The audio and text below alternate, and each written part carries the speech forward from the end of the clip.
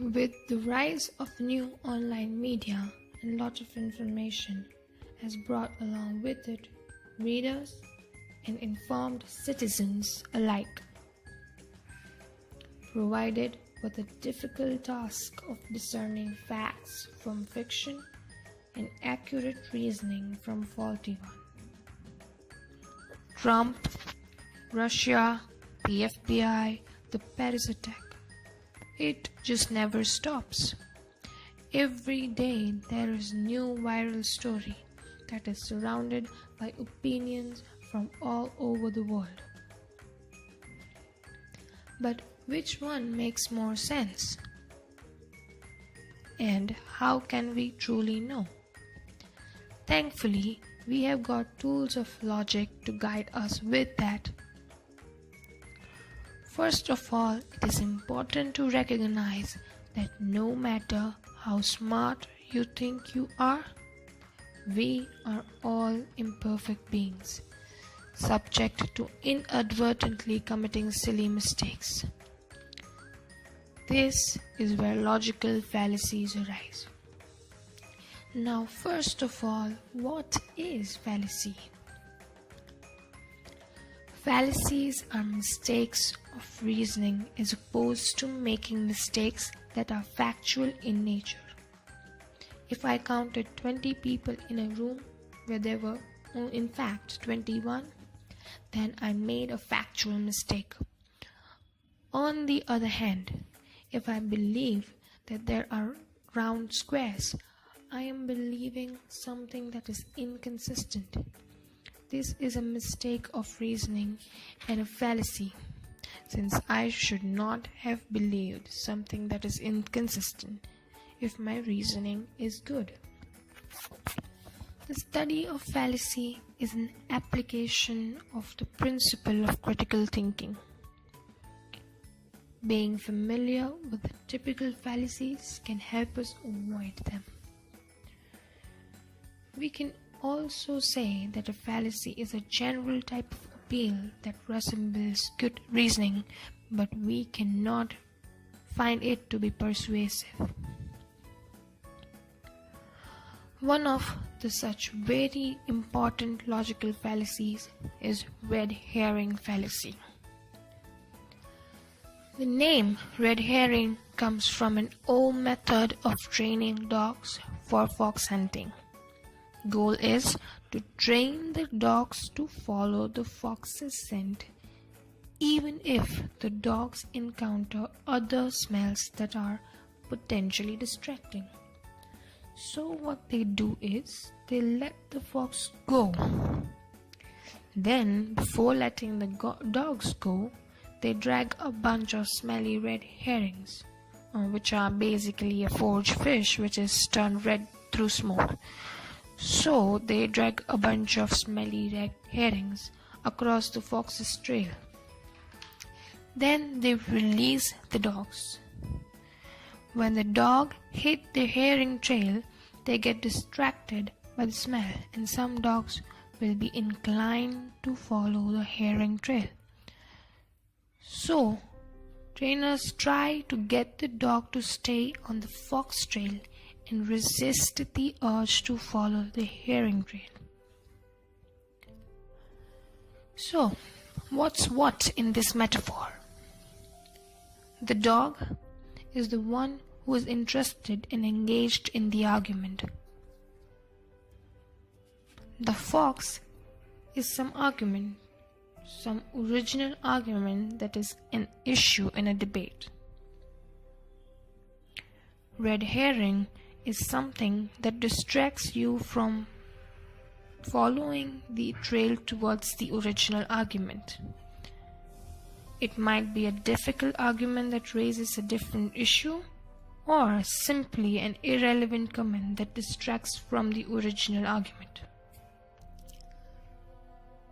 The important thing is it's distracting enough to make the audience want to follow that argument away from the original argument. So, putting all this together, you commit red herring fallacy when in an argument you divert attention away from the main issue by introducing something that changes the subject, that raises a new issue that isn't relevant. The fallacy really occurs when you then conclude something from this different issue or presume that some conclusion has been established and use this to claim that you have won the argument. In red herring, the arguer ignores the opponent's argument and subtly changes the subject. The red herring fallacy could be more clear with a couple of examples. We will start off with a very simple example. Let's say when your mom gets your phone bill and you have gone over the limit, you begin talking to her about how hard your math paper was today or about your day. Another example could be in businessmen arguing against giving raises. He will surely say, "Sure, we haven't given raises in other 5 years to our employees. You know, we work really hard to make a good product. We try to ensure the best customer service." Here the argument is about workers' pay, but the businessman smartly changes the subject and says good about the firm. In both the examples, we observe that the argument is derailed from the original subject and created a new inappropriate conclusion. In real life, we come across red herring fallacy multiple times without even noticing about it. So we can say that red herring is basically just a distraction. Another example could be regarding the environment issue. Let's say there is an argument taking place between two people regarding the environment, where speaker A argues, with the rise in the modernization and industrial revolution all over the world, proper care of environment has not been taken care of. We should definitely protect the environment. Towards which speaker B argues, we can't be worrying about the environment. We are in the middle of the war. Here, audience's attention is immediately drawn towards the completely new issue. The issue was regarding the environment. The debate was regarding the environment, but it was derailed by arguer B. He has committed red herring fallacy. Another example could be when a civilian asks US presidential candidate Hillary Clinton if she could be a good candidate or she could be a good president. She answered, "Of course I can be a good president. After all, my husband Bill Clinton was a successful president of the United States." Here Hillary Clinton clearly seems to go off topic. That is how a red herring could take place. From these examples we know what red herring fallacy is, and we are pretty much clear with the concept. Now the main purpose is to avoid the red herring fallacy. We come across such fallacies all the time, even in the smallest argument. Red herring fallacy also occurs frequently. The question is how to avoid such red herring fallacy. Now anyone could, or a layman could easily believe the new argument led by red herring. But a critical thinker could not possibly commit such mistake. He or she will be aware about the fallacy and will never let them fall for the same. To avoid believing such fallacy, one must follow these many proper steps. Number 1. The most important prerequisite to identify the argument is to stay alert and be aware during the argument. That is how you could properly identify the situation. Number 2. Observe every single bit of the argument so that you can recognize the fallacy. Number 3. When you come to know about the fallacy, then it has been derailed from the original subject, try to confirm the same. Number 4. When you have confirmed it, don't make a mistake to not raise a voice.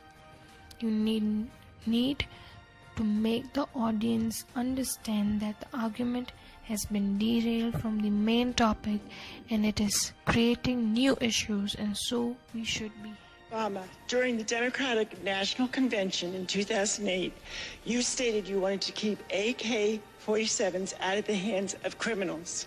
What has your administration done or plan to do to limit the availability of assault weapons?